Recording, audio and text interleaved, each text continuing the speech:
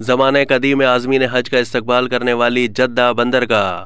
ظہور اسلام سے پہلے جدہ بندرگاہ کی کیا اہمیت تھی؟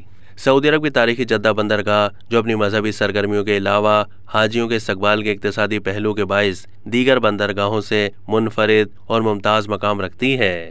عرب میڈیا کی ایک رپورٹ کے مطابق مکہ مکرمہ کے مغربی دروازے کی بندرگاہ کی ایک طویل تاریخ ہے۔ یہ بندرگاہ تجارتی گیٹ وے ہونے کی وجہ سے اہمیت کی حامل رہی ہے۔ یہاں سے ہاتھی دانت، مور کے پر، سندل کی لکڑی، سنہری کپڑے، مسالے اور دیگر چیزیں بحری جہازوں پر لاد کر دوسرے علاقوں کو بھیجی جاتی تھیں۔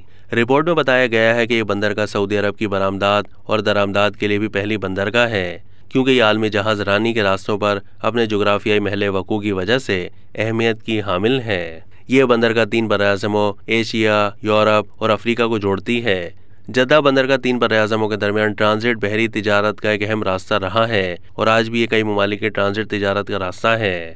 مورخین کے مطابق جدہ مکہ مکرمہ کے لیے ایک بندرگاہ اور اس میں آنے والے عازمین حج کے لیے ایک کراسنگ پوائنٹ تھا۔ جدہ کی تاریخ کے بارے میں مستند مصادر میں 4ویں صدی ہجری کے دور کے ایک سیاح المقدس کی ایک کتاب میں موجود تفصیلات سے جدہ بندرگاہ کی اہمیت کا اندازہ ہوتا ہے۔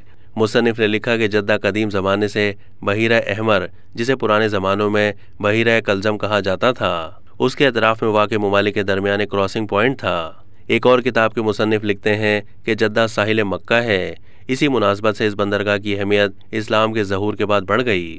جدہ اسلامی بندرگاہ کی اہمیت اس وقت نمایاں ہوئی جب تیسرے خلیفہ عثمان بن عفان رضی اللہ تعالیٰ عنہ کے دور خلافت میں سن 26 ہجری میں الشیبہ بندرگاہ کے بجائے جدہ بندرگاہ کو مکہ معظمہ کی بندرگاہ قرار دیا گیا۔ سن 26 ہجری کے مطابق 7ویں صدی عیسوی میں جدہ کو حج اور عمرہ زائرین کی آمد و رفت کے لیے مختص بندرگاہ قرار دیا۔ مکہ کے تاجر مغرب کی طرف جدہ سے حبشہ اور دیگر افریقی ممالک کی طرف سفر کرتے تھے۔ وہ جنوب میں یمن اور دیگر ممالک کے سفر کے لیے اس کا استعمال کرتے تھے۔ ظہور اسلام سے پہلے جدہ بندرگاہ ایک اسٹریٹجک ذخیرہ اور مکہ کے لیے تجارتی گودام کا درجہ رکھتی تھی۔ مورخین کے مطابق سال 646 28 ہجری کو جدہ کو اس وقت بہت زیادہ اہمیت حاصل ہوئی جب عثمان بن عفان نے اپنی خلافت کے دوران الشیبہ کے بجائے جدہ کو بندرگاہ قرار دیا۔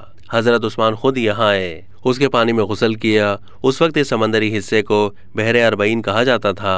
اموی دور میں جو سن 41 ہجری سے 132 ہجری تک جاری رہا، جدہ مکہ مکرمہ کے ساتھ منسلک تھا۔ عباسی دور میں جب تعمیراتی سرگرمیوں میں اضافہ ہوا تو مسجد حرام کی توسیع بھی کی گئی۔ عباسی خلیفہ مہدی کے دور میں شام اور مصر سے سنگ مرمر مکہ لائے گئے جنہیں مسجد الحرام میں استعمال کیا گیا۔ مملوک دور میں جدہ نے مزید ترقی کی اور یہ ایک بین الاقوامی بندرگاہ بن گئی۔